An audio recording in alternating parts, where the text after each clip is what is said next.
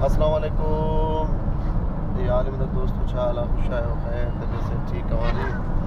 असांजी बि ख़ैर सां काफ़िलो रवां दवा आहे प्रोग्राम जे लाइ वञूं पिया ख़ैर सां हैदराबाद ऐं सॼी संगत असांजी गॾिजे। ही रियाज़ भाई, ही अमीद भाई, ओ परियां नरेश भाई, तो छो मुंडी कढी विच में, हे मलक बलक मरोज मुनीर बोलायो मोलाई ऐं ही पपन ऐं इहो जेको परियो परियो वेठो आहे न, ओ इहो साधु जेको हर भरू बि खिलंदो आहे